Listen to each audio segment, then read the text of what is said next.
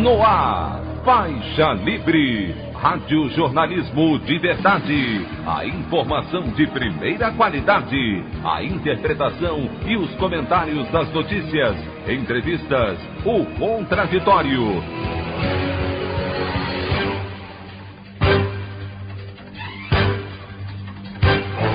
Tudo para aproximar você cada vez mais da realidade do Brasil e do mundo. Apresentação: Anderson Gomes. Presidente Jair Bolsonaro ficará 5 dias em isolamento após o ministro da Saúde, Marcelo Queiroga, testar positivo para a Covid-19 em Nova York. Diretor executivo da Prevent Senior nega fraudes em resultados de testes com medicamentos ineficazes contra a Covid-19 e ocultou mortes de pacientes e passa a condição de investigado na CPI da pandemia. Senado aprova a PEC da reforma eleitoral, mas exclui volta das coligações partidárias do texto. Essas e outras notícias na edição desta quinta-feira, 23 de setembro do ano de 2021, do programa Faixa Livre.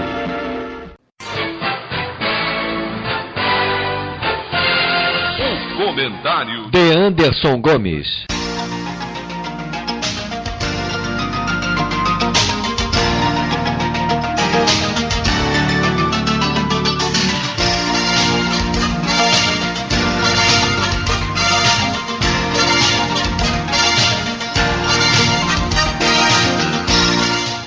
Bom dia, ouvintes. O horror que o Brasil atravessa nesse governo do senhor Jair Bolsonaro foi representado ontem no depoimento do diretor executivo da Prevent Senior, Pedro Benedito Batista Júnior, à CPI da pandemia. A operadora de planos de saúde é acusada de ocultar mortes de pacientes em um estudo realizado para a testagem de medicamentos ineficazes no tratamento da Covid-19, sem autorização das famílias que teriam sido selecionados para participarem do tal experimento.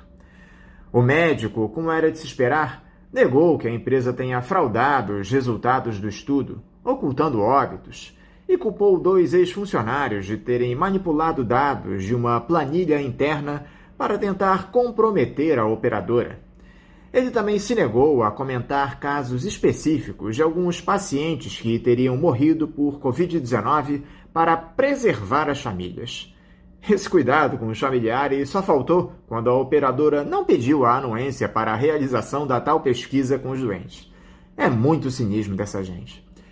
O que chama atenção é que a falsificação, ao que parece, não se deu apenas no resultado dos estudos.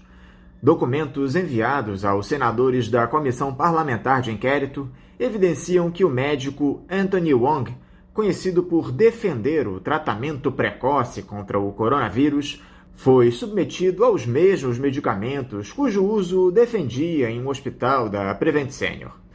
Só que o fato de ele ter morrido por complicações da Covid-19 foi omitido da sua certidão de óbito. Esse médico foi internado em um hospital da rede da operadora, o Santa Maggiore, em 17 de novembro do ano passado e assinou, no mesmo dia, um termo autorizando o uso de hidroxicloroquina e também da ozonioterapia. Vale ressaltar que essa tal de ozonioterapia é proibida pelo Conselho Federal de Medicina, entidade reconhecidamente bolsonarista. Wong faleceu no dia 15 de janeiro último, sendo que a causa da morte não foi divulgada pela família. Esse tipo de prática adotada pela Prevent Senior, é bom lembrar, se dava com a anuência do governo federal. Por falar nisso, eu quero aproveitar para fazer a leitura nesse editorial da coluna do jornalista Chico Alves, publicada ontem no site UOL, onde ele trata desse histórico da gestão Bolsonaro na adoção do tratamento precoce contra a Covid-19. O título do texto é "Sem autonomia, governo Bolsonaro quis obrigar prescrição de cloroquina". Em seu discurso de ontem, na abertura da 76ª Assembleia Geral da ONU, o presidente Jair Bolsonaro defendeu o tratamento precoce contra a Covid-19. O procedimento, que consiste na prescrição de cloroquina, ivermectina e azitromicina, é refutado pelas principais autoridades científicas internacionais. Apesar disso, Bolsonaro defendeu o chamado tratamento off-label, ou seja, fora da bula. Desde o início da pandemia, apoiamos a autonomia do médico na busca do tratamento precoce, seguindo recomendação do nosso Conselho Federal de Medicina, disse o presidente. Na prática, porém, a fixação do Ministério da Saúde por esses medicamentos inadequados levou servidores graduados da pasta a planejarem formas de tornar obrigatória aos médicos de Manaus a prescrição do chamado kit Covid. Isso aconteceu no início do ano, quando o Amazonas atravessava o pior momento da pandemia. Em janeiro, em plena crise de falta de oxigênio, o Ministério enviou à capital amazonense 11 médicos que tinham a missão de fazer com que os profissionais de saúde receitassem medicamentos sem eficácia para combater o coronavírus. O resultado do trabalho de 3 semanas desse grupo foi relatado em e-mails à secretária de Gestão do Trabalho do Ministério da Saúde, Mayra Pinheiro, investigada pela CPI da Covid e que ficou conhecida como Capitã Cloroquina, e ao secretário de Ciência, Tecnologia, Inovação e Insumos Estratégicos em Saúde, Hélio Angotti. A CPI teve acesso às mensagens cujo título era Relatório UBS Manaus. Em um dos e-mails, um dos médicos, Gustavo Vinícius Pasquarelli Queiroz, informou que colegas resistiam a prescrever os remédios ineficazes. Diante disso, sugeriu que fossem instaladas tendas de tratamento precoce com profissionais que concordavam com essa terapia. Para não haver discordâncias entre as prescrições, sugiro a criação de um kit, escreveu. E foi além. Daríamos a opção dos doentes escolherem e não dos profissionais, ou seja, a decisão passaria dos médicos aos pacientes, visto que atualmente os doentes têm que ter a sorte de ser atendido por um médico prescritor do tratamento precoce. Com as tendas, a decisão fica a cargo dos pacientes. Na mesma mensagem, o médico Luciano Dias Azevedo, investigado pela CPI por integrar o chamado Gabinete Paralelo, deu outras orientações quanto ao assunto. Abre aspas, problema, poucos médicos que prescrevem o tratamento precoce. Solução, aumentar o número de profissionais médicos que prescrevem o tratamento precoce nas unidades básicas e ou dar autonomia de prescrição para os enfermeiros treinados no score clínico associado a treinamento na identificação das fases da doença para prescreverem os pacientes e moradores do mesmo lar. Fecha aspas. Apesar dessa ação, que vai na contramão da autonomia dos profissionais de saúde, Bolsonaro disse na ONU que seu governo respeita a relação médico-paciente na decisão da medicação a ser utilizada e no seu uso off-label. A experiência em Manaus, no entanto, mostrou o contrário. O discurso de autonomia do médico é mais um fake do presidente da República, disse à coluna o vice-presidente da CPI da Covid, senador Randolph Rodrigues, da Rede do Amapá. As informações da comissão mostram claramente que, no caso de Manaus, não existiu respeito a nenhuma autonomia. Houve imposição para a utilização do tratamento precoce que é comprovadamente ineficaz, o tal kit Covid.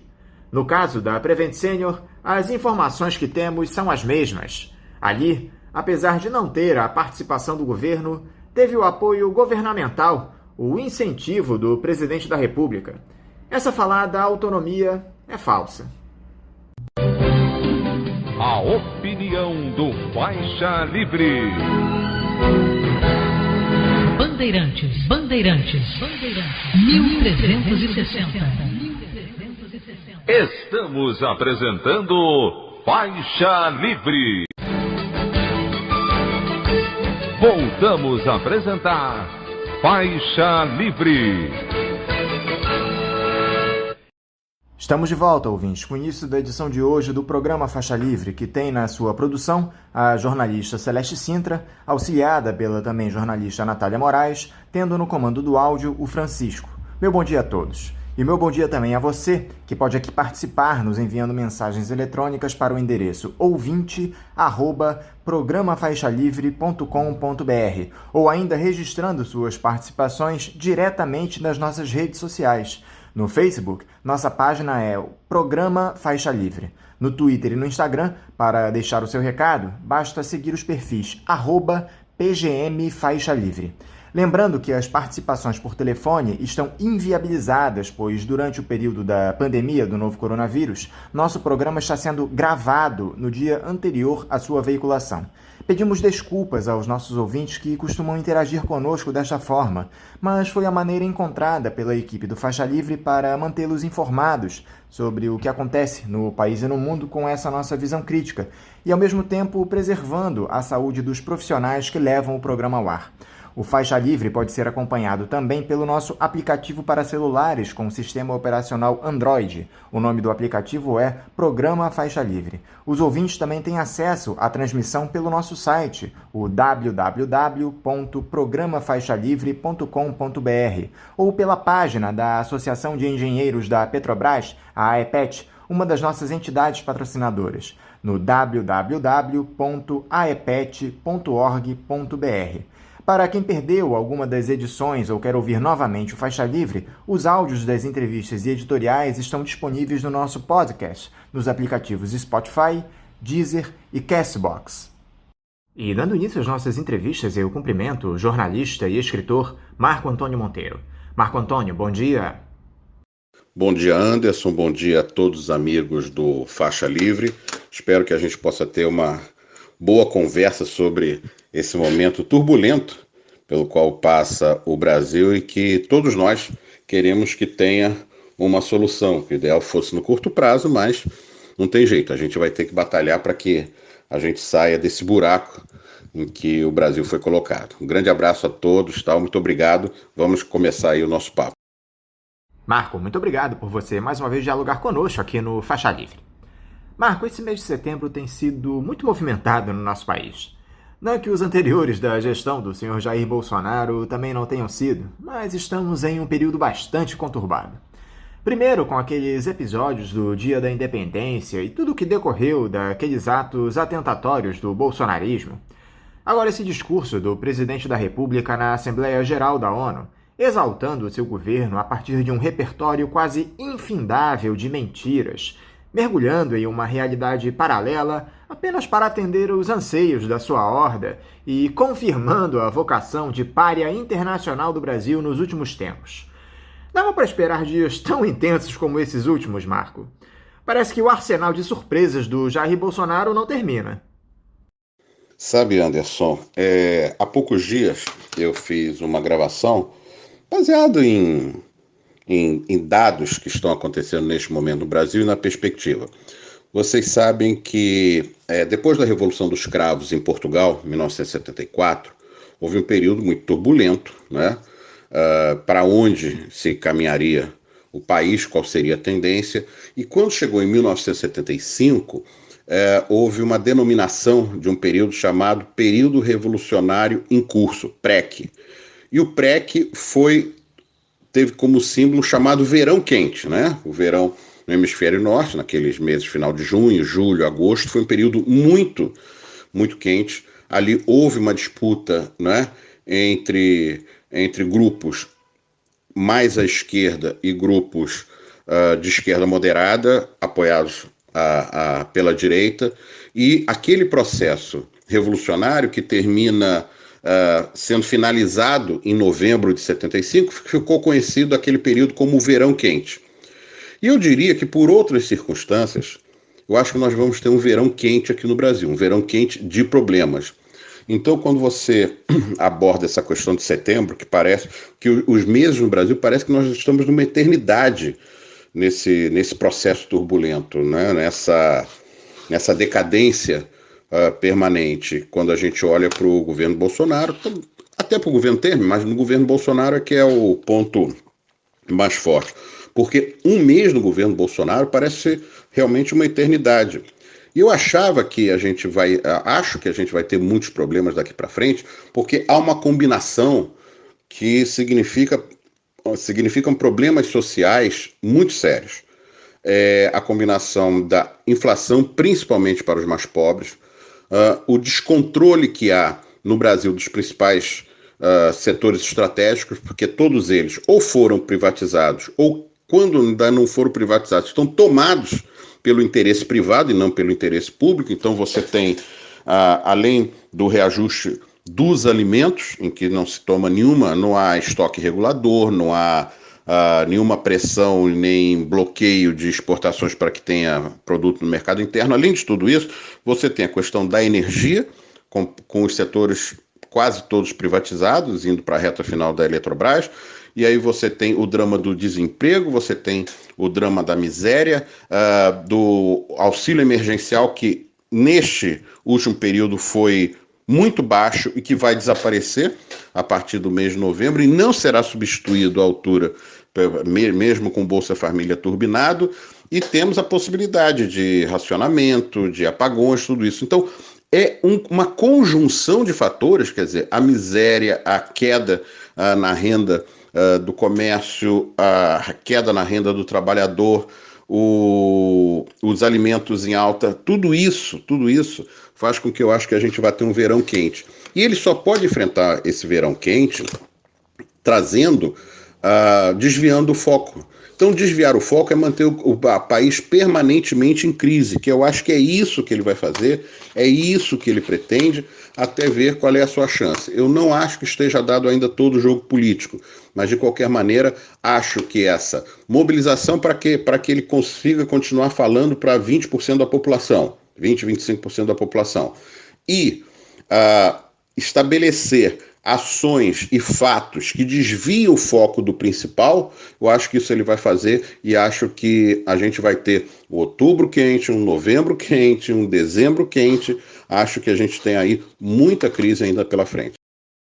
Tratando um pouco mais detidamente do 7 de setembro, Marco, o que nós vimos naqueles atos foi um Bolsonaro em estado puro, absolutamente fora de controle, vociferando todo o seu ódio na intenção de inflamar seus seguidores e atacar as instituições. Só que a reação àqueles discursos do presidente da República se deu à altura, a não ser por aqueles que costumeiramente defendem o ex-capitão.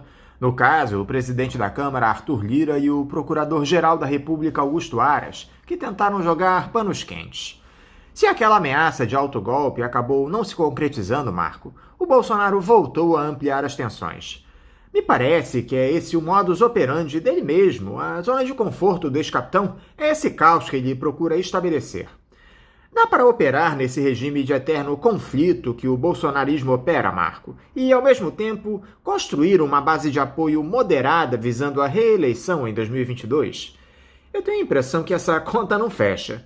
Será que em nenhum momento o Bolsonaro vai buscar algum resquício de racionalidade para tentar renovar o mandato? Anderson, esse é um problema do bloco conservador brasileiro. Quer dizer, se a gente considerar que a gente tem a esquerda, né, que pega aí desde PT, PSOL, PCdoB, indo assim com boa vontade ao PSB, a esse grupo, né, você tem a chamada direita liberal tradicional brasileira, de MDB, de DEM, de PSDB, e você tem Bolsonaro com a extrema-direita. O problema é que essa conta não fecha. Ela fechou em 2018 porque esse grupo da direita liberal, ao ficar sem opção, foi todo para Bolsonaro, né? Contando com o apoio da elite, da mídia, do poder judiciário, de tudo isso. Houve um bloco, esses dois grupos se juntaram contra a esquerda e ganharam a eleição. Nesse momento, na verdade, o grande dilema que existe é que a direita liberal, a mídia, a elite brasileira, de modo geral, gostaria muito que a política econômica, com algumas modificações talvez, mas a essência dela continuasse sem que houvesse Bolsonaro no cenário, essa turbulência que tira realmente o país do rumo. Mas é difícil, essa conta não fecha, porque Bolsonaro sabe que ele precisa ter o núcleo duro, garante a passagem dele para o segundo turno se ele for candidato. Quer dizer, é muito difícil com um candidato da esquerda tendo 40%, 45% dos votos no primeiro turno, que o segundo colocado tendo entre 22%, 25%, 27%, que haja espaço para o terceiro. Não há, né? Nós tivemos no Rio de Janeiro, na última eleição, o Crivella fazendo isso, quer dizer, havia uma série de alternativas, mas ele ali, com 20% dos votos, ele foi para o segundo turno. Perdeu, mas foi para o segundo turno. O núcleo duro garantiu. Então, Bolsonaro vai fazer isso o tempo inteiro. Agora, essa conta hoje não fecha. Essa conta hoje não fecha porque parte de base popular o Bolsonaro perdeu, né? Uma base popular que não era necessariamente neopentecostal e que votou porque estava insatisfeita com aquele momento da economia, porque ouviu tudo que a mídia falou durante anos, tal. Ele perdeu uma parte dessa base popular que ele efetivamente teve, e nem toda a direita liberal, por mais que eu acho que alguns setores até repetiriam o voto em Bolsonaro no segundo turno, se fosse necessário, mas ele vai ter perdas ali também. Então, essa conta não fecha. E é muito difícil, é muito desgastante para o país passar mais um ano em permanente ebulição, em permanente crise com o Bolsonaro. Então, é um processo muito duro, é um processo que faz com que não haja solução para a economia brasileira nesse período, e quando não tem solução no meio desse arranjo, nós só temos a piora. Nós vamos ter piora da situação social, piora da situação econômica, porque não há quem faça investimento, nem externo, muito menos interno. Alguém hoje que possa fazer, pensa duas vezes sobre o que vai acontecer, sobre qual é o rumo. Então, eu acho que, eu estou com você, essa conta hoje não fecha, e eu não sei qual seria a solução. A solução para a direita seria tirar Bolsonaro do caminho, para tentar aí fazer uma polarização com o PT na reta final. Mas isso não é fácil.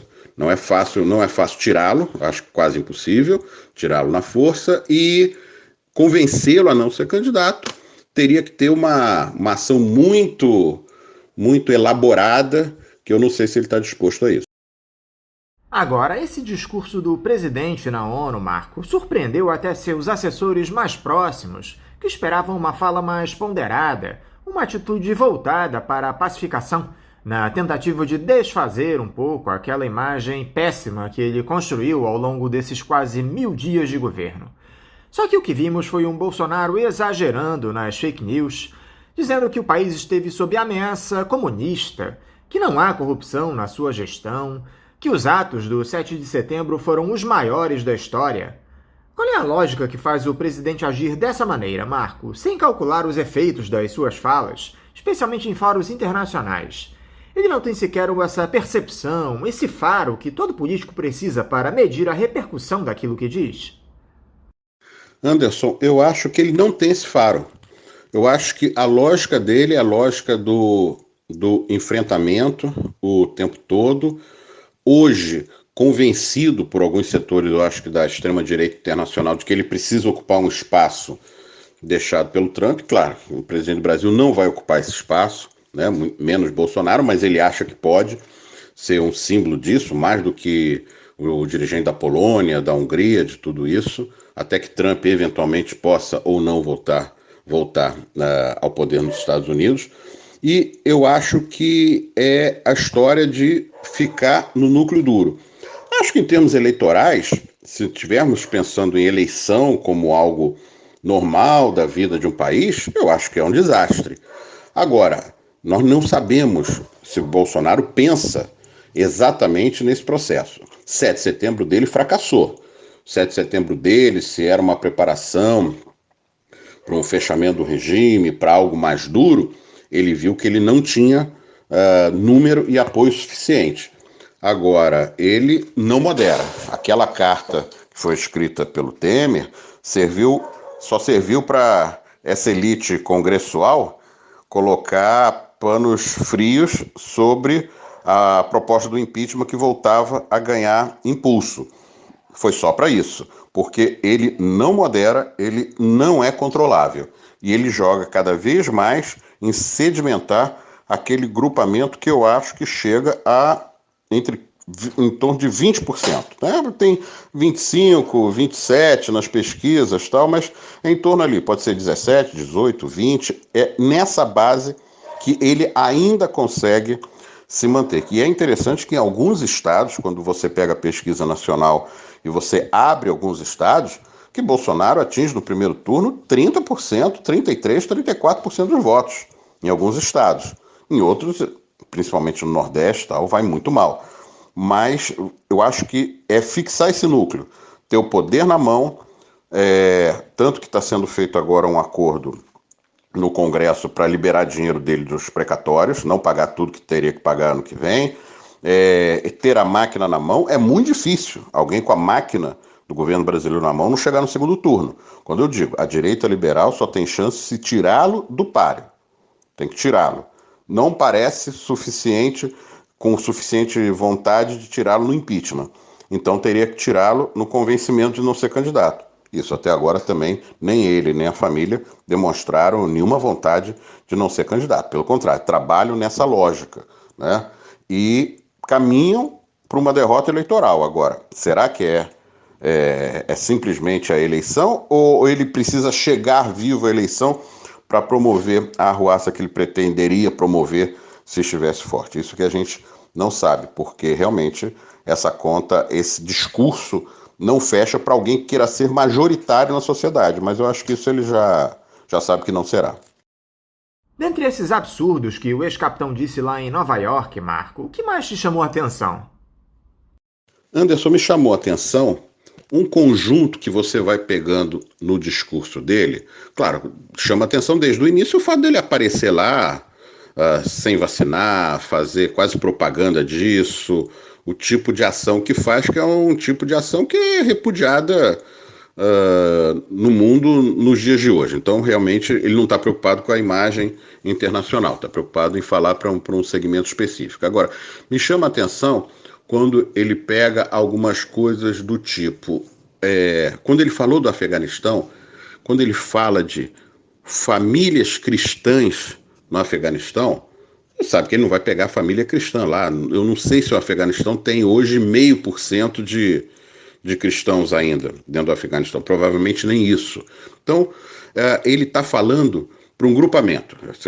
Eu acredito em Deus, eu livrei o país do comunismo, eu estou aqui em defesa da família tradicional, ele fala isso. Portanto, é um discurso assim de ultradireita, de negar o mundo que existe, de negar as pessoas que estão no mundo, de negar os direitos fundamentais da sociedade como um todo. Todos são iguais, todos têm os mesmos direitos, mas ali o discurso de Bolsonaro me parece claro quais são os limites dele e o que ele defende. E ele ali fez um discurso não só para sua base interna, mas também para ultradireita internacional. Isso me chamou a atenção. Como você disse antes, ele, ao contrário do que setores do Itamaraty defendiam, uma certa moderação, ele fez questão de fazer um discurso ideológico e deixando claro qual a posição e aonde ele está situado no mundo de hoje. Então, a opção para mim é muito clara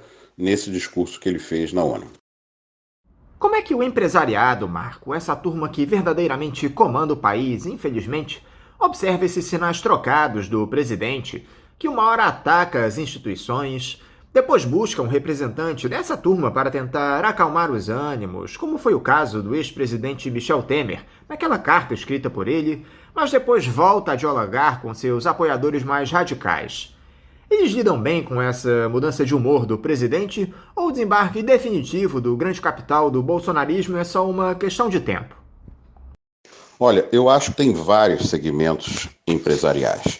A gente tem que ver que esse movimento, que foi claro ali de pressão a partir de 2015 e aprofundado a partir de 2016 com a entrada do Temer, é um movimento de esvaziamento do poder dos trabalhadores, de aumentar a taxa de lucratividade dos setores empresariais, diminuir o poder de fogo dos trabalhadores na questão dos salários, ou seja, preparar um país para a crise econômica que já vinha ali de 2008, 2009 em termos mundiais, mas que o acerto interno teria que ser em cima da classe trabalhadora. Essa foi a união dos grupos empresariais todos, tanto que a reforma trabalhista, a reforma da Previdência, esvaziamento dos sindicatos, tirar o poder de força dos trabalhadores, tudo isso foi feito e há efetivamente uma diminuição da massa salarial no Brasil e o aumento da lucratividade. Não é à toa que quando você pega a pesquisa, todas as pesquisas, quando você cita empresários, é o maior nível de apoio do Bolsonaro. Agora, há empresários. Você tem efetivamente o grande capital financeiro, que acho que hoje continua querendo esse tipo de agenda, mas está meio dividido, porque o país começa a ter problemas no circuito internacional de imagem, de tudo isso. Há o agronegócio mais predador, esse continua com o Bolsonaro e vai continuar até o final. Porque o que ele tem recebido? Tem recebido a suspensão da fiscalização, tem recebido esse dólar absolutamente fora de controle, o que aumenta muito a lucratividade de quem exporta, tem recebido também a anuência para as políticas mais atrasadas em relação ao meio ambiente. Há um outro segmento que também continua com o Bolsonaro, que é aquele segmento que faz intermediação financeira e comércio ao mesmo tempo. Aquele cara que vende mercadoria, mas também financia o comprador porque ele tem se aproveitado disso. Agora, há segmentos no empresariado muito insatisfeitos. Há segmentos, por exemplo, que trabalham exclusivamente para o mercado interno que têm tido dificuldades, né? Então você tem no empresariado, como um todo, ainda um apoio majoritário a Bolsonaro, mas com alguns segmentos se deslocando disso. Eu não sei até quando eles vão sustentar isso, que o primeiro objetivo desse segmento, por amplíssima maioria, é evitar que a esquerda volte ao poder. Então, para isso, serve qualquer um. Serve de Bolsonaro a Dória, a Rodrigo Pacheco, a Simone Tebet, qualquer um que faça a manutenção do que foi alterado ali a partir de 2016. O que foi alterado em termos de leis a partir de 2016, a força desse grupamento vai ser exatamente essa. Não deixar que isso venha a ser alterado, essa correlação que foi benéfica para o empresariado. Agora, vamos ver. Tudo vai depender da evolução da situação econômica. Há setores empresariais ganhando muito e outros que estão sendo prejudicados. E isso é o que a gente vai ver até o final. Lembre-se que até agora não houve nenhuma ação forte do empresariado em favor da saída de Bolsonaro. Há uma outra opinião contrária, houve uma certa divisão. Agora, colocar os seus elementos no Congresso para facilitar a saída de Bolsonaro, essa decisão não foi tomada ainda por esse empresariado mais forte.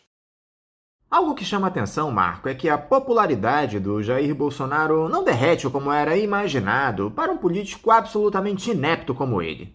Na última pesquisa Datafolha, divulgada na semana passada, houve uma variação negativa de 2 pontos percentuais, passando de 24% para 22%, dentro da margem de erro. Ainda que esse seja o pior patamar de aprovação do ex-capitão nesses quase 1000 dias de gestão, Marco, ele parece sustentar aquela base de apoiadores, fenômeno semelhante ao do petismo, que tem uma militância bastante aguerrida. Há algum tipo de comparação que possa ser feito, Marco, entre a base petista e a bolsonarista? Há mais semelhanças ou diferenças entre esses dois grupos, na sua opinião? Anderson, eu acho que há muitas diferenças. Existe, claro, uma base petista, porque tem uma história de 40 anos, tem uma história que passa pelos anos 80, 90, a chegada no poder aos anos 2000, a queda, né? A marca que ficou como injustiça a figura do Lula, que realmente houve toda uma manipulação judicial.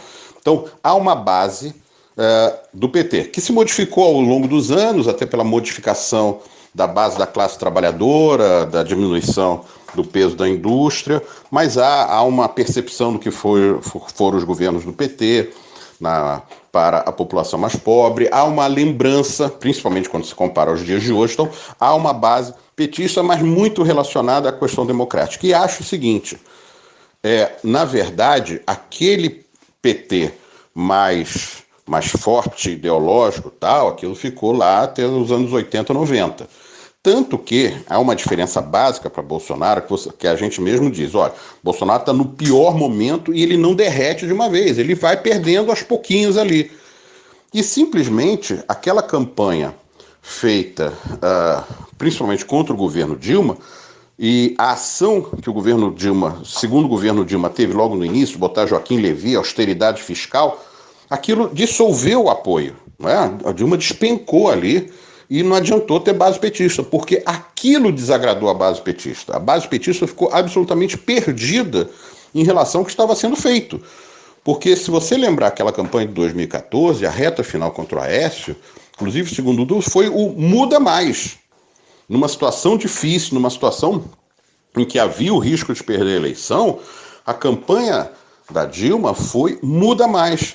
E quando se chegou ao poder, a Dilma, depois da eleição, ela fica um mês sem dar entrevista, sem falar praticamente. E quando anuncia Joaquim Levy e é implementado aquele pacote de austeridade absolutamente fora do padrão esperado pela base petista, aquilo se dissolve. Eu acho que a base petista até continuou existindo naquele momento, mas muito decepcionado, o apoio do governo caiu para ali, caiu para 15, para 10, para 7, e aí, claro, toda a sabotagem, todo o processo da mídia tal, que levou ao impeachment. Mas eu acho que há diferenças. O PT tem uma história, o PT tem uma base que se modificou ao longo dos anos porque a sociedade se modificou, a classe trabalhadora se modificou, mas o bolsonarismo não. O bolsonarismo, a direita sempre teve no Brasil, no pior momento da direita, a direita teve 38%, 39% dos votos, ali concentrada em Serra e Alckmin. Então, a direita é forte. Agora, a extrema-direita era minoritária. Ela conseguiu virar majoritária dentro do espectro da direita. E Bolsonaro trabalha basicamente esse processo, né? Quando o PT fazia, o PT inclusive teve durante muitos anos no governo Lula um país de todos, ou seja, o PT teoricamente trabalhava para sua base, mas querendo atender a todos. Bolsonaro não, Bolsonaro trabalha para aquele segmento da sociedade que o apoia, para aquela faixa minoritária que pode ser forte nesse sentido. Por isso ele não derrete de uma vez, ele vai perdendo aos poucos, ao contrário de outros governos que perdem apoio rapidamente. Se você vai bem, se você vai mal, você perde o apoio. Bolsonaro não, Bolsonaro concentra e trabalha o tempo inteiro para essa base dele, que ele gostaria que até fosse maior, mas cá para nós, ter 20% da população no meio de um governo desses, no meio da pandemia, no meio do desemprego, da miséria, é algo que só é explicado pelo fato de ter uma identificação ideológica muito grande. Quer dizer, dentro da direita, se a gente pegar que a direita tenha em torno de 35% da população brasileira, a extrema-direita se tornou majoritária no campo conservador. E tirar isso não é fácil. E é isso que Bolsonaro tenta. Primeiro é fazer com que nesse bloco conservador ele seja majoritário. E aí depois ele vai ver o que acontece. Se ele precisa sabotar as eleições, se ele precisa fazer outra coisa, depois ele vai ver. Agora, a primeira coisa, até o momento que ele tem feito, é solidificar um apoio que seja um apoio majoritário dentro do bloco conservador. E ele tem conseguido. Na tentativa justamente de superar essa polarização, Marco, é que as demais forças políticas do país se articulam. Em especial essa turma da direita que passou a se autodenominar Centro Democrático. E o Ciro Gomes tem tentado avançar nesse campo, Marco. Ele esteve presente discursando naqueles atos convocados pelo MBL no último dia 12, que contaram com baixíssima adesão. O PDT contratou aquele marqueteiro João Santana, que elegeu Lula e a Dilma Rousseff para tornar a imagem do Ciro mais palatável, digamos assim. Você acredita que ele possa encampar os anseios desse pessoal que trabalha pela terceira via, Marco? Anderson, eu acho difícil. Quer dizer, eu acho que na conta que o Ciro fez, ali depois de 2018, ele avaliou tudo, menos que pudesse o Lula voltar a ter seus direitos políticos. Esse eu acho que é o ponto central da história. Porque há uma coisa que é a seguinte: primeiro, você tem um personagem político, que é o Lula, que está presente em todas as eleições brasileiras desde 1989, que passou por gerações, seja ele candidato diretamente ou apoiando alguém, né? Seja Dilma em 2010 e 2014 e Haddad em 2018. Há poucos dias, eu vi até uma entrevista interessante do Marcos Coimbra, dizendo o seguinte: independente do Lula não ter sido candidato em 10, 14 e 18, ele era, em qualquer pesquisa, o candidato favorito, se pudesse ser candidato. Não podia em 2010 pela legislação, mas se tivessem alterado a legislação, ele seria o favorito. Em 2014, se ele pudesse, ele teria mais votos que a Dilma, e em 2018 ele teria mais votos que o Haddad. Então, é um personagem muito forte, que, com todos os erros de desgaste do PT, neste momento, com esse governo genocida que nós temos, o que vem são as lembranças boas. Quer dizer, isso é assim na vida da gente. A vida da gente, a gente tem com os amigos, com os parentes, tal, a gente pode ter divergência, tudo isso, mas você tende a ficar com as lembranças boas, né? Você tende a esquecer, né, os erros, as questões ruins. E isso se transforma também na política, ainda mais na comparação com o governo Bolsonaro. Então, não vejo espaço para o Ciro. E o Ciro seria o cara confiável para essa direita, porque o Ciro, mesmo fazendo esse movimento, mesmo se declarando anti-PT, anti-Lula, ele continua defendendo coisas. A direita brasileira se tornou absolutamente neoliberal, né? O Dória fala: se eu ganhar, eu quero privatizar o resto da Petrobras, não tem que ter Petrobras. Isso o Ciro não vai fazer, sabe? A direita neoliberal, ela quer continuar sendo direita neoliberal, ela não quer fazer um movimento, não, vai ser de direita, mas uma direita que vai ter um pouco de nacionalismo disso. Não, ela não quer isso. Então, acho difícil, né? É verdade que tem o chamado recall do Ciro. O Ciro é um nome conhecido, então ele aparece ali nas pesquisas, 8%, 9%, 10% e tal. Mas acho difícil ter um empuxe para ser o candidato dessa direita. Por que seria o Ciro e não o Dória e não o Eduardo Leite, né? Eu tenho a impressão que a direita se sentiria melhor representada do que por Ciro, né? Que o movimento que a direita já fez lá no passado, com Fernando Henrique, teoricamente viria de uma centro-esquerda, de um centro democrático e tal, é mais difícil agora, é muito mais difícil. Muito mais difícil. Eu acho a situação do Ciro uma situação imprensada entre todos esses segmentos. E com a candidatura do Lula é muito difícil. Quer dizer, o lado da esquerda está barrado para ele, até pelo discurso que tem feito, e na direita não me parece que seja a primeira opção, né? Então, toda essa situação só teria que ser resolvida a partir dele ser o segundo colocado para ir para um eventual segundo turno, e aí todos contra o candidato do PT. Difícil, quer dizer, teria que tirar o Bolsonaro da frente, teria que tirar também a possibilidade de um candidato de direita ficar na frente dele. É difícil.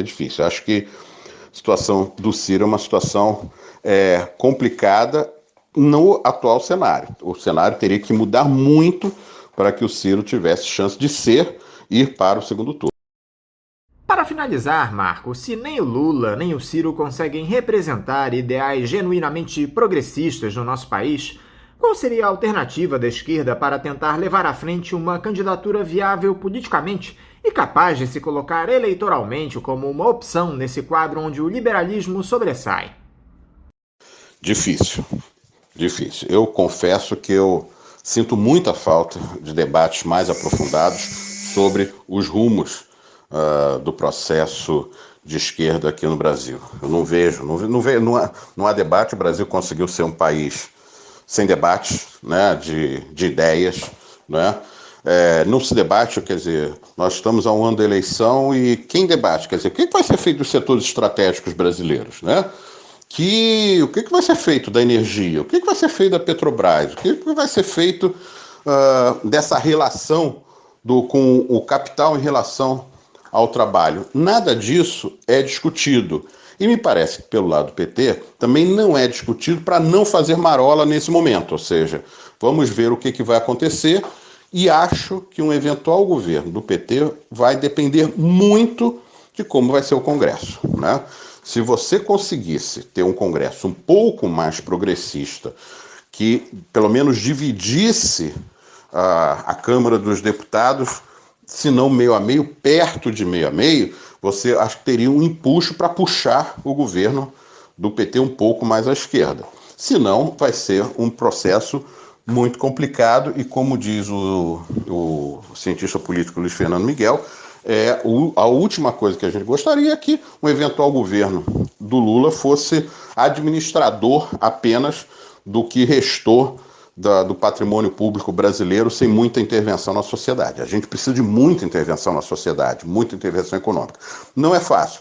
Seria bom que nós tivéssemos um panorama à esquerda na campanha eleitoral para puxar esses temas, mas é quase impossível que haja espaço para isso, tendo em vista o que acontece hoje, né? Não há espaço para debate. Colocar isso seria muito importante, como eu disse até algum tempo, é impressionante como é que no Brasil se discute privatização, mas não se discute reestatização, nacionalização, né? Coisa que em outros países se discute até, mas aqui não se discute. Aqui parece que é via de mão única, você só vende, você só vai dilapidando o patrimônio público e não tem volta, não tem outra leitura de atendimento às necessidades da população.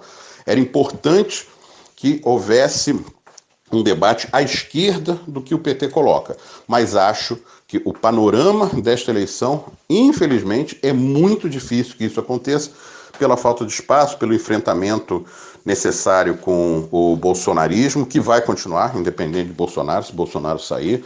Então, nós precisamos desse debate à esquerda, no entanto, é muito difícil que haja esse espaço na campanha eleitoral. Marco Antônio Monteiro, eu quero mais uma vez te agradecer por você dialogar aqui conosco no programa. Quero te desejar um ótimo dia de trabalho e também deixar o meu abraço. Anderson, um abraço a você, a toda a produção do Faixa Livre, aos ouvintes e vamos continuar aí. Eu acho que a gente precisa ter a consciência de que o Brasil precisa de mudanças profundas para tentar reverter o processo de decadência que existe há muitos anos aqui no nosso país. Um grande abraço, hein? Conversamos aqui com o jornalista e escritor Marco Antônio Monteiro. Vamos agora ao nosso primeiro intervalo. Voltaremos já já. Voltamos a apresentar Faixa Livre. Já voltamos, ouvintes, e agora eu saúdo a médica e professora da Universidade Federal do Rio de Janeiro, a UFRJ, Lígia Bahia. Lígia Bahia, bom dia. Bom dia, muito obrigada pelo convite para estar aqui de novo no programa Faixa Livre. Uma grande honra para mim estar aqui de novo, sendo questionada e podendo contribuir para o debate, né, sobre saúde, esse tema que não nos larga, né, não nos larga ainda bem, mas também de maneira assim ruim, porque a gente não consegue respirar, né, a gente está na pandemia há quase 2 anos, né? Então, muito, muito dura essa realidade. Mas, enfim. Lígia, muito obrigado por você mais uma vez estar aqui conosco, dialogando no Faixa Livre. Lígia, as polêmicas nesse governo do Jair Bolsonaro não dão sequer uma trégua. Uma das últimas foi essa em torno da suspensão da vacinação dos adolescentes de 12 a 17 anos sem comorbidades contra a Covid-19, após orientação do ministro da Saúde, Marcelo Queiroga. O titular da pasta alegou que se baseou em uma recomendação da Câmara Técnica Assessora em Imunização e Doenças Transmissíveis e da Organização Mundial da Saúde. Só que, evidentemente, isso não é verdade, Lígia. Não há qualquer tipo de restrição da OMS à imunização dos jovens. A verdade é que o governo não adquiriu o número suficiente de doses das vacinas a tempo de contemplar o Plano Nacional de Imunização. Como é que você classifica, Lígia, essa recomendação do Ministério da Saúde para que os adolescentes não sejam vacinados? Então, sobre a pergunta, né, tentando ser objetiva, é um absurdo, né, que o Queiroga tenha feito isso. É claro que a gente poderia até ponderar no início do processo de vacinação, o papel que o Brasil ocupa hoje no cenário mundial, como é que seria, como é que está a oferta de vacinas, né? Que de fato é uma desigualdade muito grande, os países ricos ficaram com muitas vacinas para si, não houve aquela promessa de distribuição, né? Que no início a Organização Mundial de Saúde chegou a anunciar a doação de vacinas. A gente vê hoje, né, o que está acontecendo, países africanos com grande número de casos, relativamente com grande número de casos e com coberturas vacinais assim perto do zero de cobertura vacinal, então super preocupante, né? Então é claro, né, que no início do processo, né, de vacinação a gente poderia ter dito o seguinte, não, primeiro vamos vacinar os grupos prioritários e depois a gente vai divulgando, né, como é que está a oferta de vacinas e como é que serão os critérios de inclusão. Agora, o que ele fez realmente foi um absurdo, né? Porque o processo de vacinação andando, e como ele se comprometeu, né? Não sei se vai ficar claro aqui para os ouvintes, tá? Mas eu vou tentar. Como ele é contra a Coronavac e ele é a favor da Pfizer, eu acho que eles devem ter pensado assim, bom, agora eu vou ter que me safar disso, né? Como se safar disso? Porque para vacinar os adolescentes, né, teria que ser só com a Pfizer, a única vacina que está testada para adolescentes é a Pfizer, então teria que usar as vacinas compradas da Pfizer para vacinar os adolescentes, e ele também já tinha anunciado antes dessa decisão que teria que usar a Pfizer também para vacinar os idosos, né? Porque ele é contra a Coronavac, né? Vocês ouviram um pouco ele insinuando, né, que ele está com Covid agora porque ele tomou 2 doses de Coronavac. Então, eu acho que tem assim uma confusão, né? É isso que nós estamos vivendo o tempo todo, né? Essa confusão entre a realidade e esse imaginário fascista, né? E vira isso, vira assim, como é que a gente interpreta, né, o que o ministro falou. Objetivamente, os estados estão vacinando, né? Por exemplo, o estado do Mato Grosso já tinha vacinado os adolescentes, então acaba sendo uma declaração que mais atrapalha a vacinação, bagunça ainda mais o coreto, né? Do que de fato, digamos assim, ela tem vigência real, né? Então é isso, né? É claro, um absurdo, né? É um absurdo o ministro da Saúde ser tão irresponsável a esse ponto, né? E o ministro médico, né? Que a gente achou que poderia, assim, pelo menos, né, ter pudor, né? Mas a gente está vendo que não, né? A impressão que dá, Lígia, é que esse Marcelo Queiroga nada mais é que um Eduardo Pazuello de jaleco. Ele vive atendendo às ordens do presidente Jair Bolsonaro, essa figura que até agora não se vacinou contra a Covid-19. O Queiroga, que parecia agir com alguma independência quando assumiu o ministério, hoje mostra-se apenas mais um sabujo do bolsonarismo. Pois é, né? Assim, o Queiroga é isso, né? A gente pensou, né, que ele fosse assim, bom, enfim, esperar alguma coisa assim de positivo, não, né? Mas pelo menos esperar maior neutralidade, né? E não, né? Esse dedinho dele no ônibus, né, da comitiva lá em Nova York, é assim, uma pessoa extrema que se mostra assim, extremamente, assim, puxa-saco, né? Total puxa-saco do atual presidente, né? Do núcleo duro do governo, inclusive, eu acho assim, até se destituindo do que é o seu emprego, né? Porque, veja, assim, ele é um médico, né? Como que um médico pode fazer um gesto obsceno num país estrangeiro, numa viagem que é uma viagem oficial, né? Quer dizer, você ganha dinheiro público para pagar sua diária, para pagar seu hotel, para pagar sua alimentação e faz e agride as pessoas, né? E se mostra uma pessoa extremamente deseducada, né? Então, como assim, nós os contribuintes, né, quem paga imposto, nós os brasileiros, as brasileiras, estamos pagando para isso, né? Então, realmente é assim, é muito triste, né? Muito triste, porque o Ministério da Saúde está destruído, né? Que ministério, que ministro é esse, que Ministério da Saúde é esse, né? Que não... Aí entra ministro, sai ministro, e a gente não consegue sequer ter uma campanha de vacinação organizada, né? Quanto mais um sistema de saúde forte, né? O que a gente esperaria que sair da pandemia com uma herança, né?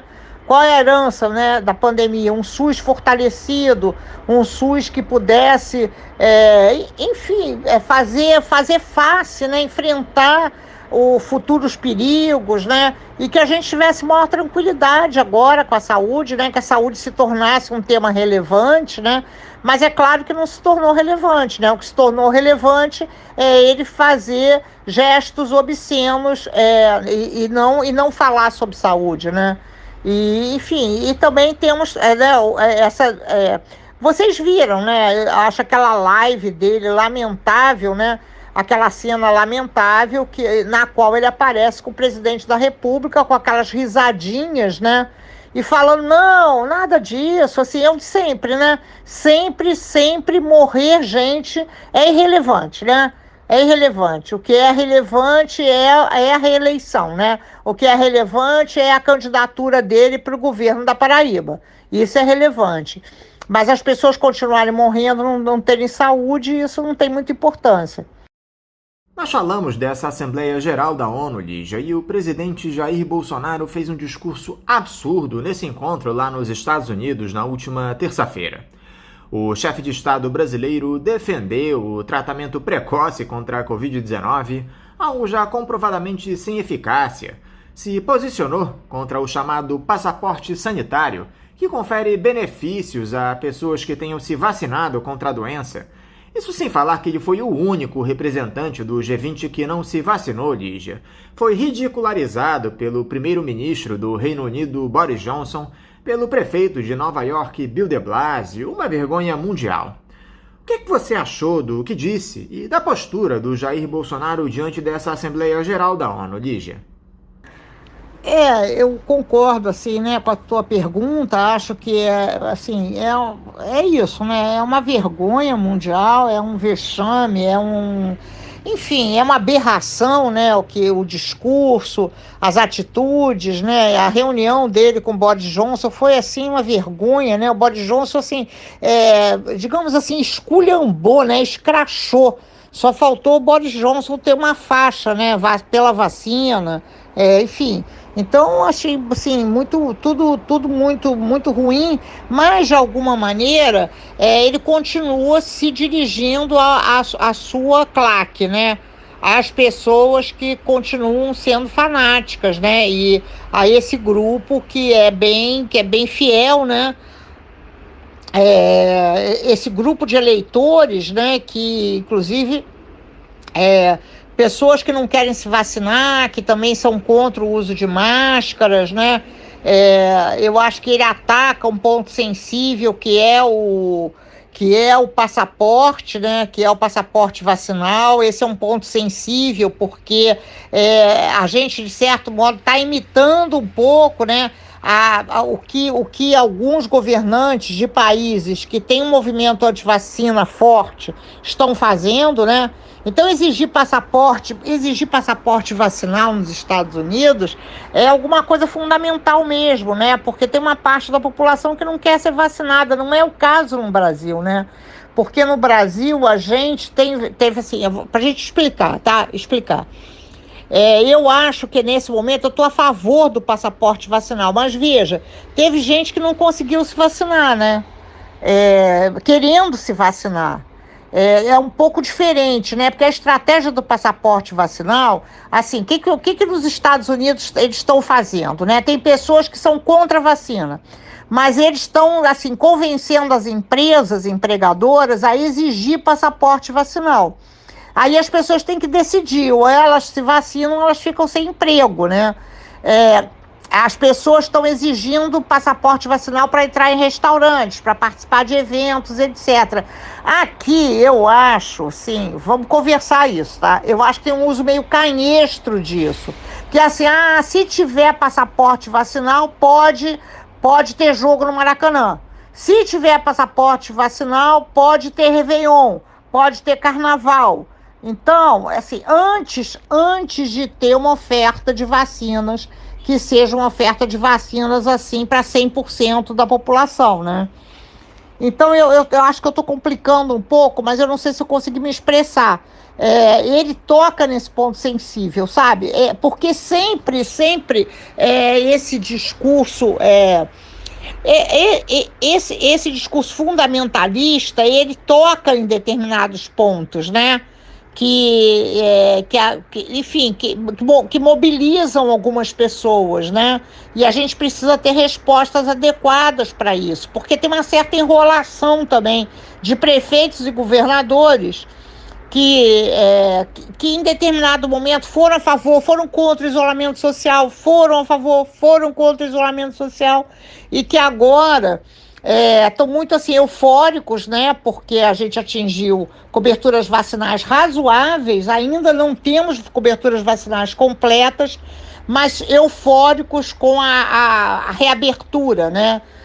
Então agora pronto, agora a gente volta a funcionar plenamente. Funcionar plenamente não é uma economia assim que todas as pessoas têm emprego, têm renda, têm o que comer 3 vezes por dia. Não é isso que eles querem dizer, né? Eles querem dizer funcionar plenamente atividades econômicas para os quais eles estão pressionados para abrir, né? Festas, eventos, academias de ginástica, boates, etc., né? Que a gente ainda considera que deveria ter um pouco de cautela, né? Ainda nesse momento. Então, é um pouco isso, né? Agora, de qualquer maneira, né? O discurso nosso brasileiro na ONU, a gente está um vexame, né? Nós estamos sendo tratados assim como aqueles ditadores, né, do terceiro mundo, inclusive até a imprensa internacional, eu acho que está dando pouca bola, assim, para o Brasil nesse momento, né? A gente se tornou, assim, carta fora do baralho, o que é uma tragédia, porque nós somos um país enorme, né, e com muitas potencialidades, então é muito ruim, né? Quanto tempo que vai demorar para a gente se reerguer, né? Se é o caso que nós vamos conseguir nos reerguer depois de tanta destruição. E para piorar, Lígia, o próprio Marcelo Queiroga acabou sendo diagnosticado com Covid-19 lá em Nova York. A comitiva brasileira teve de ficar isolada. O ministro ficará 14 dias em quarentena nos Estados Unidos, ou seja, não houve sequer o cuidado com a delegação. Aliás, isso pode ser um risco para o próprio Jair Bolsonaro, Lígia, que vive andando sem máscara, esteve na companhia do Marcelo Queiroga em diversos momentos e sequer foi vacinado. Sinceramente, o ministro da Saúde do Brasil, né, com mais de 60 anos, está com Covid, né, realmente, em Nova York, realmente digamos assim, sei lá, o quê, né? É um evento sentinela, né? Evento sentinela que a gente fala na saúde é quando tudo deu errado, né? Isso não poderia ter acontecido, né? Então, ele está lá em Nova York, né, em quarentena, disse que tomou 2 doses da vacina, está com Covid, testou positivo. Uma vergonha, né, porque havia outro integrante dessa comitiva que também teve Covid, né? E ele, assim, como eu disse, né, ele atribui a uma vacina, digamos, assim, fraca, né, e não aglomeração, né, não ter viajado, aglomerado, não ter andado naquele ônibus sem máscara, né, o tempo todo, comendo pizza na calçada sem máscara. Então, realmente é super, super lamentável, né. Agora, eu também não sei, né, acho que a gente não pode afastar a hipótese dele estar lá para não estar na CPI, né. Isso é uma coisa que está assim, muito presente nas redes sociais nesse momento. Eu tendo a concordar. Eu acho que ele resistiria pouco a um novo interrogatório na CPI nesse momento. Eu acho que talvez seja melhor ficar em Nova York, com Covid ou não com Covid, mas de qualquer maneira, assim, custo-benefício, né? Acho que tem um custo-benefício favorável ele dizer que tem Covid e ficar e não comparecer à CPI, né? Então, a gente que achava, né, que seria assim diferente, né, que ele seria um ministro que algum questionamento faria, né, em função do seu currículo passado, etc, etc, não, né? Não, então é mais um, né? É mais um que aposta, né, nesse projeto político, né? Um projeto político, eu acho que hoje a gente tem clareza disso, né? Um projeto político que está bem delineado, né? Projeto político de vamos seguir, né? Mas vamos ganhar. Vamos ganhar o quê? Vamos ganhar dinheiro, vamos ganhar as eleições, vamos ganhar novos adeptos, e as ideias, né? A construção de um mundo bacana, um mundo justo, etc. Isso passa longe, né? Passa longe desse projeto. Essas pessoas não têm esses valores, né? Valores de igualdade, de fraternidade, esses valores tão caros, né? Assim, inclusive assim, aos mais tradicionais movimentos reformadores do mundo, né? Então, eu achei interessante, só voltando um pouco, como assim, o contraste entre ele e o Boris Johnson, né? Porque a gente costuma dizer, não, são todos esses líderes, digamos assim, né? Tem gente que classifica assim, populistas de direita. Não, tudo bem, né? Mas é muito diferente, né? Muito diferente. O Boris Johnson falando a favor da vacina inglesa, né? Bem legal, né? Quer dizer, ele como, digamos assim, líder de um Estado, ele está afirmando, né? Ele está dando um testemunho da sua vacina, da vacina produzida no seu país. E aqui a gente tem Butantan, tem Fiocruz, tem as universidades, e não há nada, né? Não sai uma palavra dessa comitiva favorável às instituições brasileiras, que são instituições que não são essas político-partidárias, né? As instituições públicas brasileiras, né? As instituições que vão ficar, né? Um dos episódios estarrecedores que vieram à tona recentemente, Lígia, foi esse estudo desenvolvido pela operadora de saúde Prevent Senior, com medicamentos ineficazes no tratamento da Covid-19, como a hidroxicloroquina em pessoas idosas. Um caso escabroso, onde médicos que trabalharam para a Prevent Senior produziram um dossiê mostrando que o levantamento omitiu mortes de pacientes e que a empresa desrespeitou o próprio protocolo na prescrição dos medicamentos. A empresa teria deixado de registrar 7 mortes nesse estudo, que teria sido desenvolvido com a anuência do governo federal. É algo absolutamente inacreditável, Lígia. Como uma operadora de plano de saúde se presta a esse tipo de coisa? Esse caso da Prevent Senior, eu acho que a gente tem que tratar ele assim com muita delicadeza. Eu não sei se tem alguém nos ouvindo que tem plano da Prevent Senior. Por que eu estou perguntando isso, né? Porque vocês repararam que a Prevent Senior aumentou o número de clientes. Entre 2020 e 2021, a Prevent Senior aumentou o número de clientes, aumentou seus lucros, aumentou seu faturamento e vem fazendo uma propaganda grande, inclusive aqui no Rio de Janeiro, né? Tem vários lugares que eles abriram para vender planos da Prevent Senior. Então, eu acho que são duas conversas que a gente tem que ter sobre a Prevent Senior. Primeiro, a Prevent Senior fez coisas assim absurdas, né? Bizarras, absurdas, monstruosas, que exigem providências, punição, etc. Mas calma, se alguém tiver plano da Prevent Senior, calma. Depois a gente até conversa sobre isso, né? Não é para sair correndo, sair do plano, não. Até porque, né? Sob a luz, né? Ela está sob os holofotes. Então pode ser que, quem sabe, ela se torne um pouco melhor, né?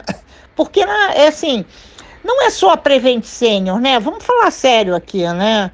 São outras empresas de planos também que foram atrás do trio elétrico da cloroquina, né? Entraram atrás, né, do trio elétrico. Foi a Apvida, várias Unimedes e várias prefeituras, né? Várias prefeituras brasileiras distribuindo esse kit do tratamento precoce. Inclusive, o kit é bem parecido. Não sei se vocês repararam o embrulho, é como se ele fosse assim, igual, para todos os lugares que distribuíram. Eu acho que a variedade de medicamentos era maior para Prevent Senior, sabe? Mas era um kit bastante parecido. Então, foi isso, né? Agora, o que você aponta que eu considero extremamente grave é a tal da pesquisa, né? É uma pesquisa, assim, que tornou pessoas cobaias humanas. Mengele, né? Mengele de novo, né? Tipo assim, fazer as pessoas de cobaia em campo de concentração. Então, assim, absurdo, né? Absurdo. Mas o que me ocorre, né, e que eu conversei hoje, assim, com alguns colegas, é que isso pode ter acontecido antes, sem que a gente soubesse, né, com outros tipos de medicamentos, e pode estar ocorrendo com outros medicamentos, né? A gente tem um descontrole muito grande, né, de tudo que é intervenção médica no país, né? Os problemas de qualidade, de segurança no atendimento ao paciente são muito grandes, né? Muito grandes. Então, o que eu acho que é importante, que fica desse episódio, né? Primeiro, que não é só a Prevent Senior, né? Segundo, que a gente precisa desmistificar essa ideia que o SUS não presta e que os planos de saúde são o reino da maravilha, da excelência, etc. Não é isso, né? Não é isso. E a gente precisa agora ver se caindo na real, né? Se desmistificando isso, a gente consegue ter um debate que seja um debate mais realista, né? Porque o que aconteceu ali, né? A gente vê médicos e médicos, né? Os médicos péssimos que estavam ali, mas os médicos que denunciaram. E a gente também, né, percebe que as instituições falharam, né? O Conselho Federal de Medicina falhou, a ANS falhou, o Ministério Público demorou muito tempo, né, para intervir. Então, a gente vai precisar ter instituições de controle, instituições democráticas muito mais fortes, né? Não só em relação à Prevent Senior, mas em relação a tudo que diz respeito à saúde, né? Então, eu acho que esse é um caso muito ilustrativo, né? Mas a gente não deve, assim, dizer assim, não, a Prevent Senior é uma aberração e agora a gente conseguiu resolver. Não é isso, né? Eu acho que a Prevent Senior, ela mostra pra gente que tem muito problema, né? Muito problema. Que a gente só vai conseguir olhar para esse conjunto de problemas e se desmistificar, né? Se a gente falar, olha só, não é isso não, né? Não é isso não. Os problemas da saúde são muito graves e eles estão muito espalhados e eles estão em todos os lugares. Como é que você tem visto as investigações desse caso da Prevent Senior, Lígia? O Conselho Federal de Medicina, a própria ANS, não podem tomar algum tipo de providência nesse caso? Obrigado por você perguntar, né? Porque agora eu posso complementar. Sim, né? É claro que as providências têm que ser tomadas, mas é impressionante, assim, é impressionante mesmo, né? É sério, pra gente que estuda, pra gente que convive, né? Já conviveu mais de perto, é impressionante a atitude do Conselho Federal de Medicina. Um pouco inexplicável, né? Porque como que o Conselho Federal de Medicina não se pronuncia, né? O Conselho Federal de Medicina mudo que nem peixe, né? Então, como se a gente estivesse, assim, com o Conselho Federal de Medicina a favor da anticiência, né? Então isso é um pesadelo, né? Um pesadelo. É muito difícil a gente reconhecer isso, que o problema ele tem essa magnitude, né? Muito grave, muito grave. Mas também ao fazer isso, a gente tem que saber que, olha só, esses são médicos, né? formados por faculdades de medicina, tiveram professores, como eu, sou professora de uma faculdade de medicina. Então, o que aconteceu, né? O que está acontecendo para que a gente forme pessoas assim, né? Para que essas pessoas exerçam a profissão, sabe? Então, o que a gente tem que fazer, né, a partir daí? Então, são várias providências. Eu acho que não é só uma providência de punição. Assim, a gente tem que pensar, isso que eu estou insistindo aqui, na prevenção, né, de impedir que isso venha a ocorrer. Por exemplo, será que a gente não deveria, assim, porque quando a gente se forma médico no Brasil, nunca mais a gente precisa demonstrar nada, nenhum conhecimento, nenhuma habilidade. Será que a gente não deveria ter testes de quando em quando para continuar habilitando esse médico, esses médicas, as médicas, né? Os médicos, as médicas, assim, provas de demonstração de, olha, eu posso continuar na minha profissão, né? Ou não posso, né? E quais são, digamos assim, as competências, as habilidades exigidas para ser um profissional de saúde, né? Não só médicos, né? Enfermeiros, psicólogos, nutricionistas, fisioterapeutas, a gente tem que pensar sobre isso. Vários países adotam esses, digamos assim, esses testes, né?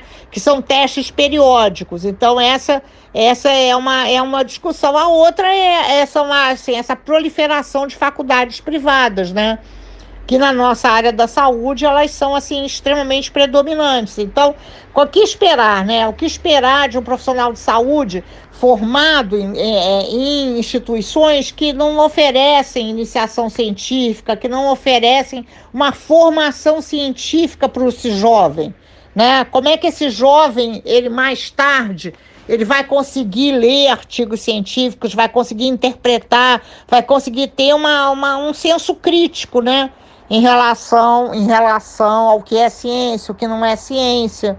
Então, eu acho que esse é um debate, assim, que a gente não pode adiar, sabe? Porque senão fica só na providência da punição, né? E não, assim, o que gerou isso, né?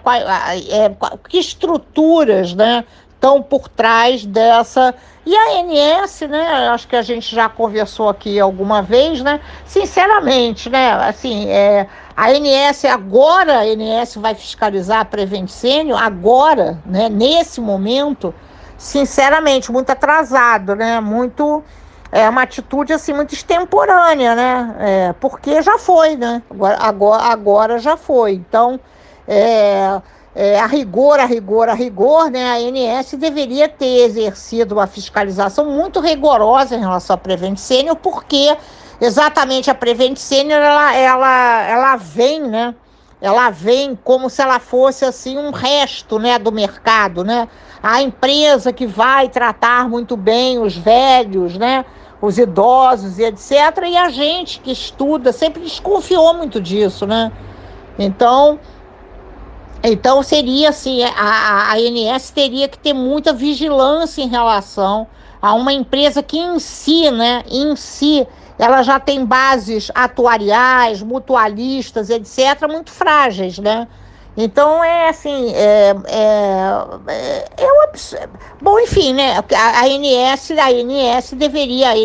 como órgão público, né, deveria atuar a ANS, né, ela deveria ter como competência a exigência da qualidade, né, da excelência do atendimento, que ela não faz, ela não reconhece que essa é uma competência sua, né? O que a ANS faz digamos assim, apoiar as empresas, né? O contrário do que, no meu modo de ver, né, de outros pesquisadores, de pessoas que são estudiosas do tema, ela deveria fazer, né? Então, aí é uma briga enorme, né? Eu penso assim que a ANS, por isso que ela chega quando o caldo já está totalmente entornado, né? E a vacina contra a Covid-19 que está sendo produzida pela UFRJ, Lígia? Já há uma previsão de quando ficará pronta? Em que fase anda o desenvolvimento do imunizante? Explica aqui para os nossos ouvintes, por favor. Eu queria te agradecer muito, né? Eu queria te agradecer imensamente por essa pergunta sobre a vacina da UFRJ, né? a nossa, assim, VAC, o FRJ, né, o FRJ VAC, né, que a gente tem muito carinho, né, por o grupo que está desenvolvendo a pesquisa, né, sim, né, já tem registro, né, mas, assim, o desenvolvimento de uma vacina tem um processo longo, né, porque ela precisa passar por testes, né, testes em animais, depois testes num subgrupo de humanos, depois outros testes. Então, a nossa vacina, ela está sendo assim, a gente conseguiu, né? O grupo que tá à frente da pesquisa conseguiu agilizar, né, uma burocracia enorme para esse primeiro registro. Então, é muito promissora a vacina, né? Muito promissora. E tem, assim, junto com a vacina do FRJ, tem essa outra boa notícia também da escolha da Fiocruz, né? Para ser a base aqui na América Latina de desenvolvimento de uma vacina como tem base tecnológica o RNA, né?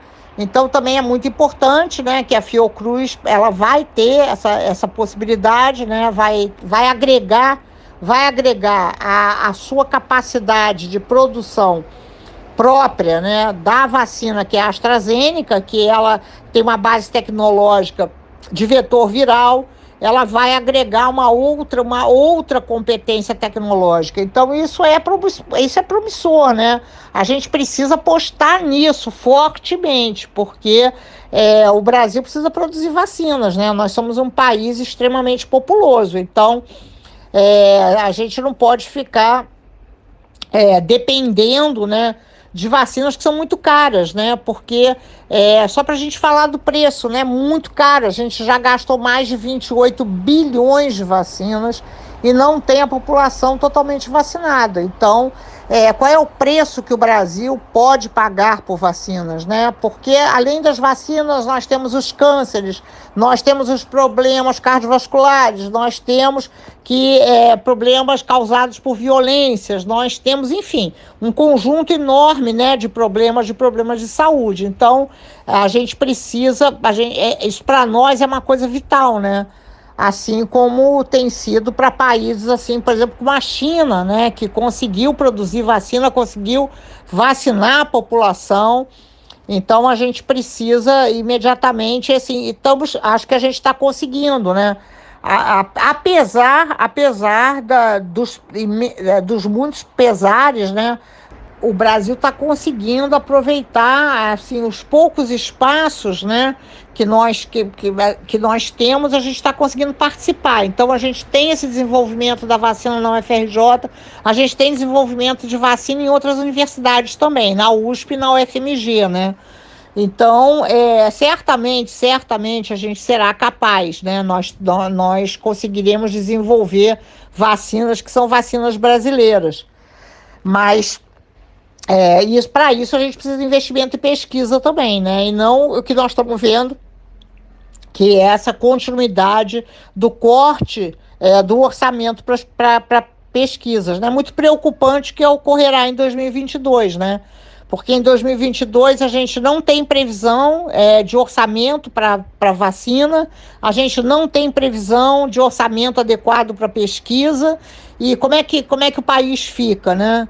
É um ano estratégico para a gente, né? Porque é um ano que seria, assim, um ano no qual a gente poderia tentar reorganizar o nosso sistema de saúde, né? Considerando, inclusive, esses componentes mais da base produtiva do sistema de saúde. E com esse orçamento que está aí sendo debatido, isso não ocorrerá, né? Então, é preocupante porque a gente tem uma CPI, né? Uma CPI que está voltada para discutir a pandemia e, enfim, para tentar identificar problemas, né? Crimes de responsabilidade, crimes de prevaricação, etc. Mas a gente não conseguiu constituir um fórum, né? Que seja um fórum político para se voltar, digamos assim, a esses desafios, né? Como ficará o sistema de saúde, né?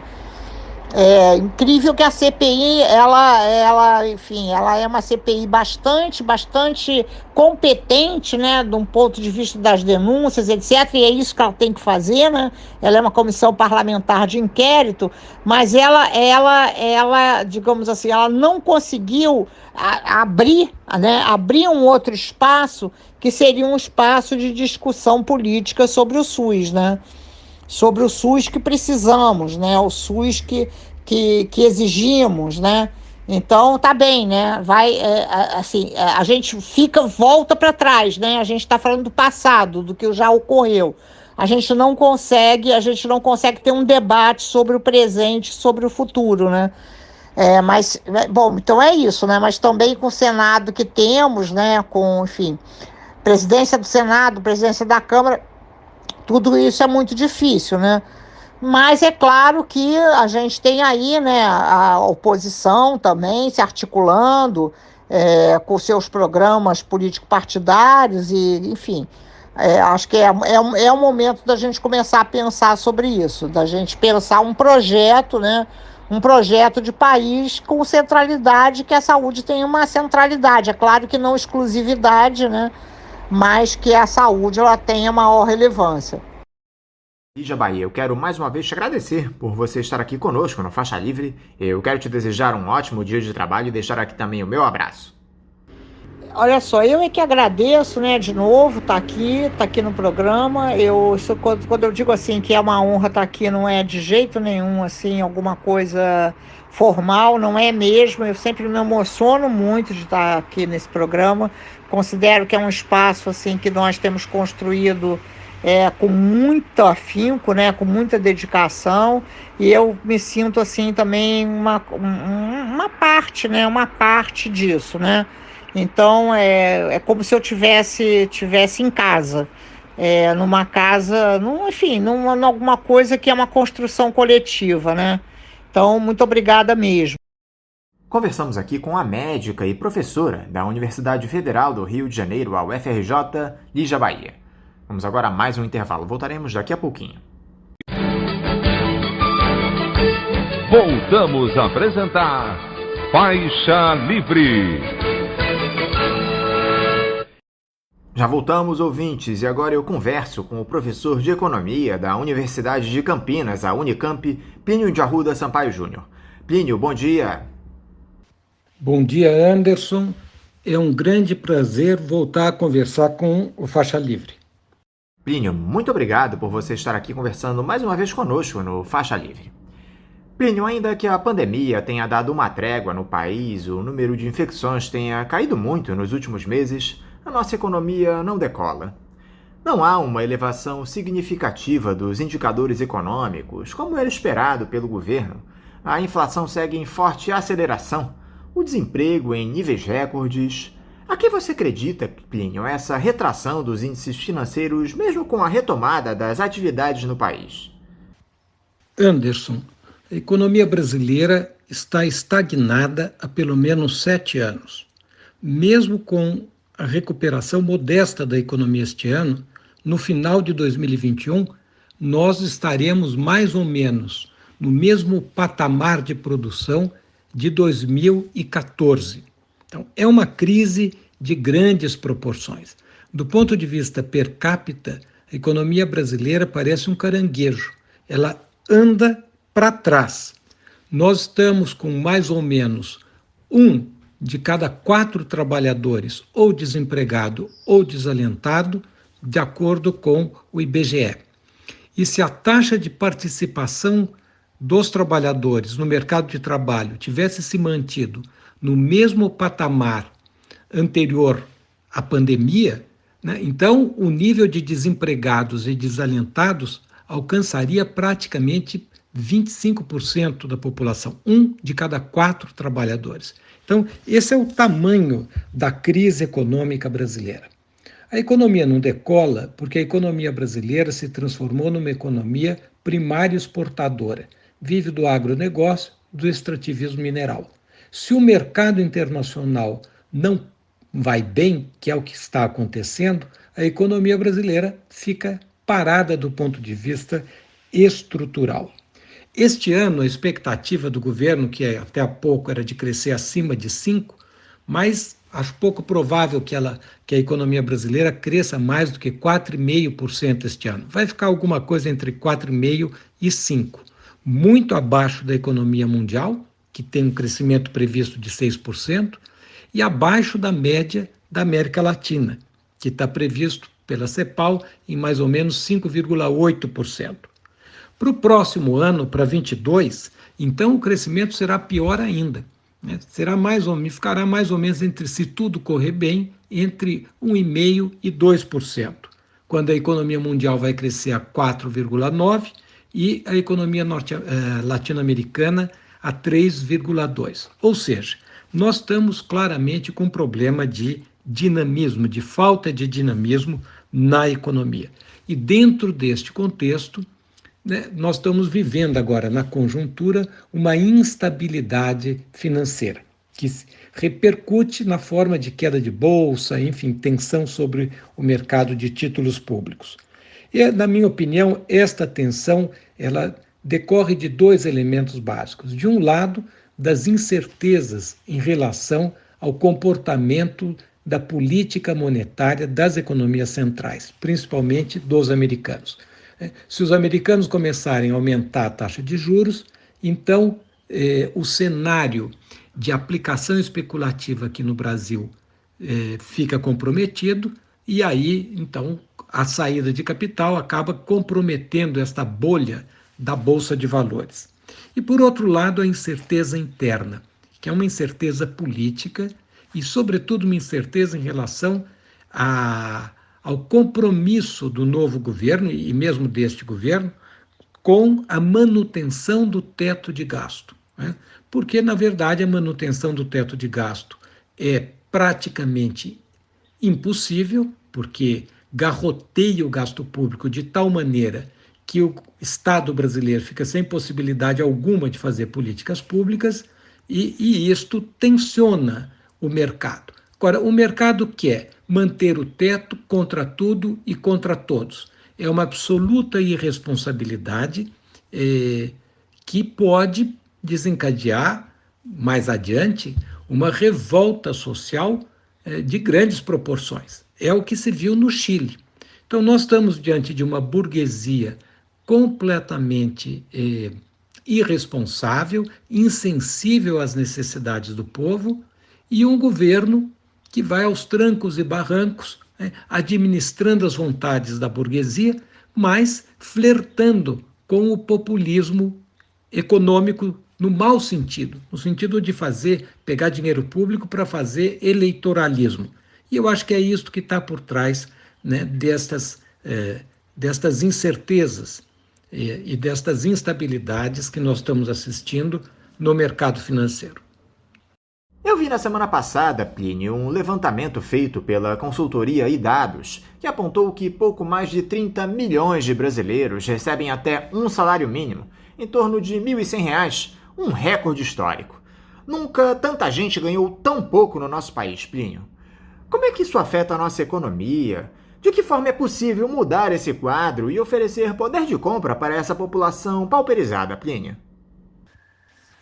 Anderson, a política do governo Bolsonaro empobrece a população brasileira.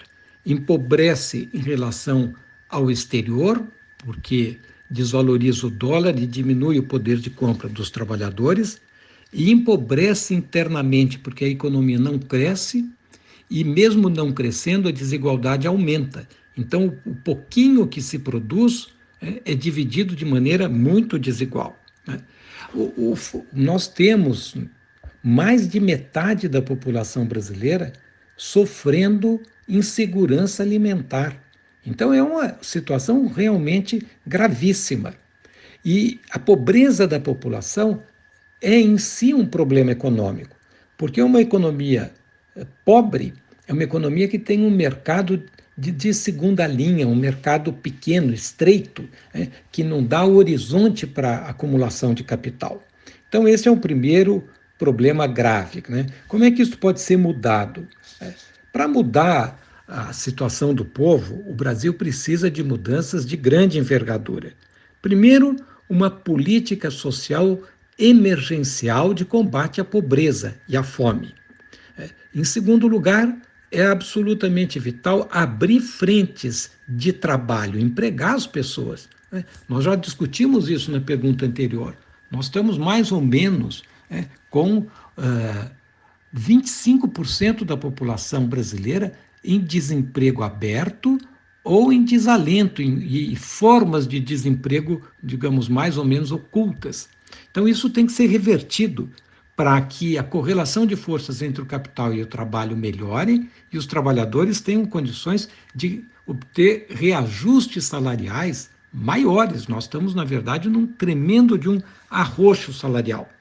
Agora, para isso acontecer, é preciso mudar o modelo econômico como um todo. Não basta só tirar o Bolsonaro, que é a versão pior do neoliberalismo. É preciso que a economia brasileira, saia do neoliberalismo. E o primeiro ponto é mudar a prioridade. A prioridade do país não tem que ser estabilidade de preços e abertura de negócios, como tem sido, não só com o Bolsonaro, mas nos últimos, desde da nomeação do Joaquim Levy no governo Dilma, de maneira absolutamente clara. Mas mesmo antes disso, desde a implantação do Plano Real em 94. E além de... Então, nós temos... Qual tem que ser a prioridade? Os problemas do povo. No caso nosso, os problemas são evidentes. O primeiro problema é vacina no braço. O segundo problema é comida no prato, emprego para os trabalhadores e políticas públicas. E para ter política pública, é absolutamente fundamental revogar o teto de gasto. Com este teto de gasto, a situação só vai piorar, porque o governo vai ter que diminuir pelo menos mais 2%, 3% os gastos primários para poder, digamos, ficar dentro do teto de gasto. O que quer dizer menos políticas públicas. Então, é possível mudar, o problema é político, a tarefa emergencial é tirar o Bolsonaro, mas a tarefa estratégica é revogar o neoliberalismo e colocar uma política econômica que atenda, em primeiro lugar, às necessidades do povo brasileiro. Eu acho que essa é a questão fundamental. Plínio, nós falamos há pouco de inflação e há dois vilões nesse cenário. A alta dos combustíveis, graças àquela política de preços criminosa adotada pela Petrobras, e essa crise energética, provocada pela irresponsabilidade das seguidas gestões do Palácio do Planalto. O que pode ser feito a essa altura do campeonato, Plínio, para minimizar os efeitos desses dois fatores nessa trajetória ascendente da inflação no país? Anderson, em relação à questão da inflação, eu acho que, em primeiro lugar, é importante uma certa serenidade na hora de entender o que está acontecendo com os preços. A grande mídia está fazendo uma grande histeria em torno do problema inflacionário, como se o Brasil estivesse à beira da hiperinflação. Não. O Brasil, na verdade, vinha com uma inflação em torno de 4%, e esse patamar deslocou neste ano, ou está em processo de deslocar, já deslocou, para o patamar de 8%, 9%.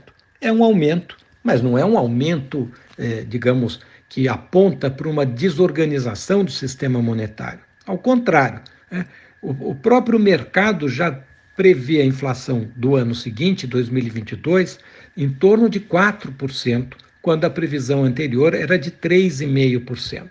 Então, nós não estamos vivendo um descontrole inflacionário, como a grande mídia pretende fazer a população imaginar. Nós estamos vivendo uma onda, como eu disse, Sobem os preços, logo em seguida eles vão descer. Eles estão subindo, como a gente já disse, por efeito de um choque de preços exógenos que afeta a economia mundial como um todo, magnificados por estas barbeiragens da política econômica. Então, todo este alarido em torno do problema inflacionário, ele tem uma intenção muito clara, que é a de pautar o debate econômico em torno da questão da estabilidade da moeda, e do rigor fiscal como consequência. Então, o que o grande capital está preocupado é, na verdade, com a ameaça de uma flexibilização do teto de gasto.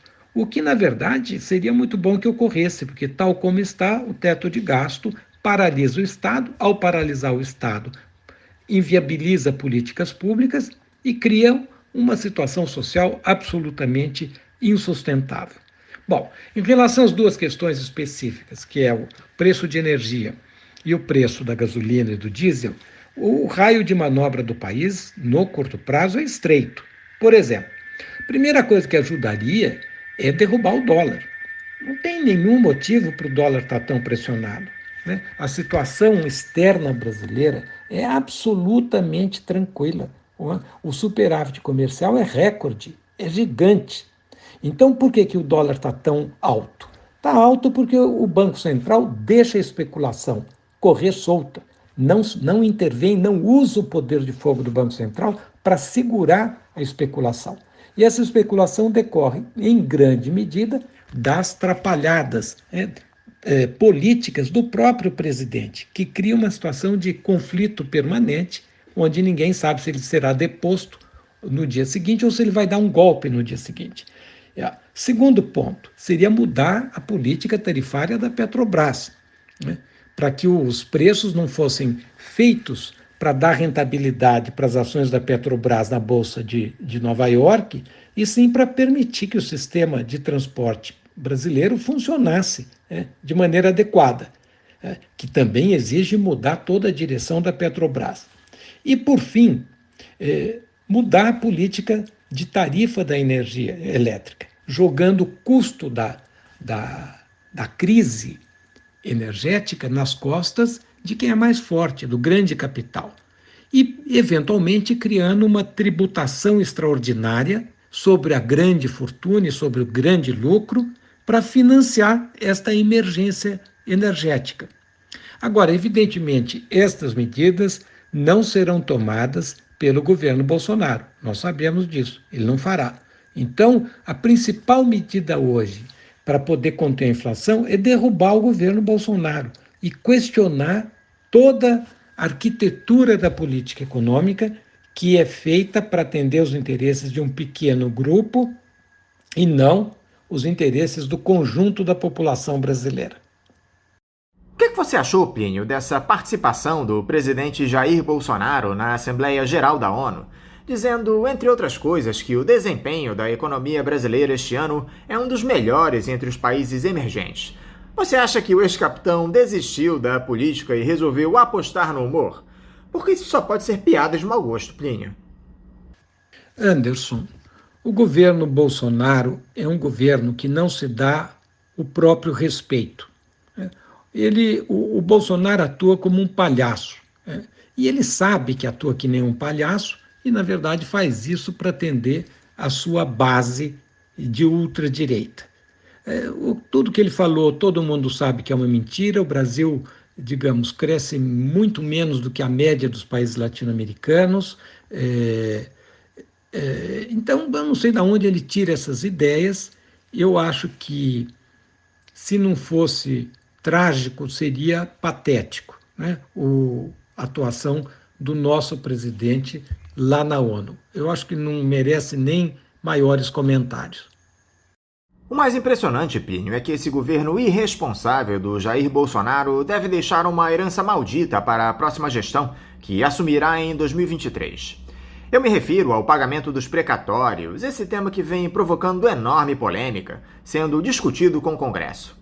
Uma proposta costurada entre o ministro da Economia, Paulo Guedes, e os presidentes da Câmara e do Senado, Arthur Lira e Rodrigo Pacheco, e que deve ser fechada nos próximos dias, estabelece que dos 89 bilhões de reais que teriam de ser pagos em precatórios em 2022, consumindo a maior parte do orçamento, apenas 39 bilhões seriam honrados no último ano de mandato do Bolsonaro, rolando os outros 50 bilhões para 2023. Ainda se busca uma solução para esse imbróglio no ano que vem, mas a tendência é que esse acordo seja firmado. Explica aqui para os nossos ouvintes, por favor, Plínio, o que são esses precatórios, de que forma eles afetam o orçamento da União E quais os problemas de se rolar esses 50 bilhões para o próximo governo? Anderson, o Brasil vai herdar muitas heranças malditas em 2023. Ele herda, para começo de conversa, uma herança estrutural, que é o regime de austeridade fiscal que acabou sendo imposto à sociedade brasileira a partir da nomeação do Joaquim Levy ainda no governo Dilma Rousseff, depois, com a meta dobrada na ponte para o futuro do lamentável governo Temer, e posteriormente, com a chegada do Guedes, isto tudo foi levado ao paroxismo. Então essa é a primeira herança maldita do país. A herança maldita do Bolsonaro é que ele desorganiza o Estado e desorganiza a economia, e acirra a luta de classes dentro do país. Então o Bolsonaro, ele agrava todos os problemas, mas é importante que a gente tenha claro que o Bolsonaro não é o único problema do país. Antes fosse, nos livramos do Bolsonaro e resolvemos os problemas do país. Não, os problemas do país decorrem do modelo econômico brasileiro. E é isso que a burguesia não deixa discutir, e é isso que a gente tem que discutir, e esta é uma das importâncias do Faixa Livre, que cria espaços onde essas questões possam ser debatidas. O precatório, pagamento precatório, na minha opinião, não é um problema. Os precatórios devem ser pagos. O problema é o teto de gasto. É que com o teto de gasto, ou eu não pago o precatório, ou eu não pago a política social. E, na verdade, nós devemos pagar o precatório e devemos aumentar o gasto do Estado com política social. Mas a única fórmula que permite conciliar esses dois objetivos é a revogação do teto de gasto. Uma grande mídia apresenta a revogação do teto de gasto como uma espécie de fim do mundo. Não é, não tem nenhum fim do mundo, não vai acontecer nada. O que é o teto do gasto? Não é uma política para garantir a saúde financeira do Estado. É uma política para reduzir a presença do Estado na economia. O objetivo do governo é enxugar o Estado. Vou dar um exemplo. O governo federal gasta com política social, excluído os gastos com a Previdência, mais ou menos 10% do PIB. Com o teto de gasto, esse percentual tem que reduzir para 6% do PIB. Então, o que será o governo de 23 a 26? Será um governo de corte permanente de gasto. Então, a armadilha não é só o desastre deixado pelo Bolsonaro. A armadilha é o teto de gasto. E isto tem uma solução simplérrima. É só revogar o teto de gasto. Não será o caos financeiro, não será o apocalipse. Ao contrário, será um alívio que permitirá ao Estado brasileiro reorganizar a política pública e o país, digamos, levantar desta situação de asfixia financeira em que ele se encontra há muito tempo. Para terminar, Plínio, você tem visto algum postulante ao cargo de presidente da República no ano que vem discutindo de maneira responsável a política econômica do país? Há algum projeto, ou pelo menos esboço, que aponte para soluções no que diz respeito à nossa economia? Anderson, a tua pergunta é muito boa.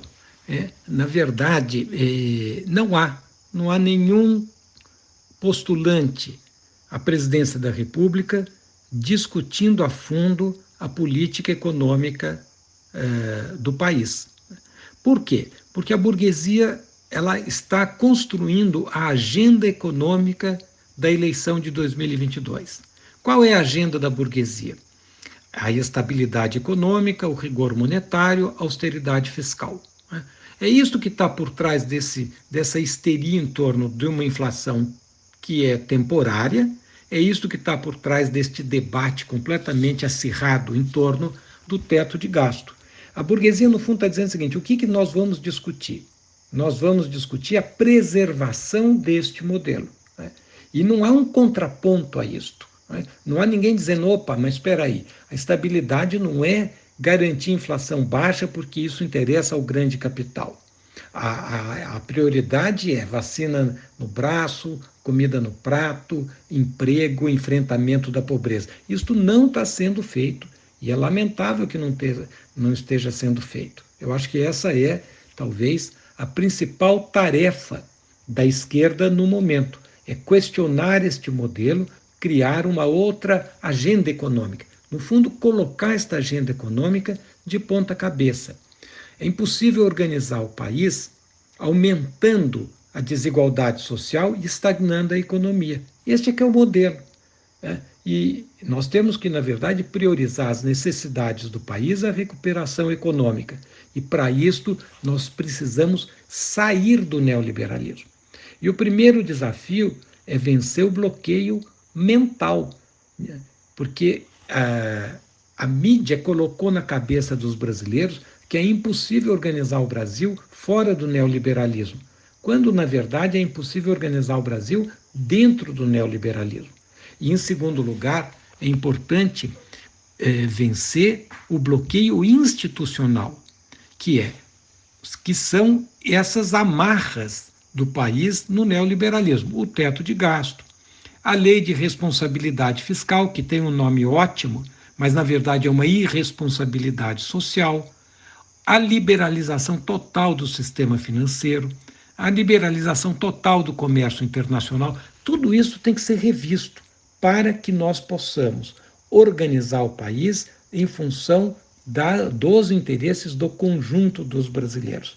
Então, essa questão é uma questão muito importante, talvez seja o principal debate, né, que não está sendo feito na sociedade brasileira.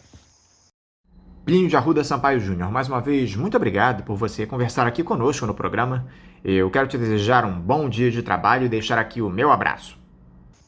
Anderson, eu é que agradeço muito a oportunidade de conversar com o Faixa Livre, que é um espaço de debate democrático muito importante na imprensa brasileira. No momento em que nós estamos vivendo um momento, digamos, um período de escuridão, de muita falta de debate crítico, a importância de manter de pé o Faixa Livre é ainda maior. Então, eu que agradeço muito e é uma grande honra participar do esforço hercúleo que vocês fazem de manter a chama do debate acesa. Muito obrigado. Conversamos aqui com o professor de Economia da Universidade de Campinas, a Unicamp, Plínio de Arruda Sampaio Júnior. E vamos encerrando a edição de hoje do Faixa Livre, convidando todos vocês para amanhã, a partir das 8 da manhã, estarem novamente aqui ligadinhos na Rádio Bandeirantes 1360 AM para mais uma edição do nosso programa. Um abraço a todos vocês e até amanhã!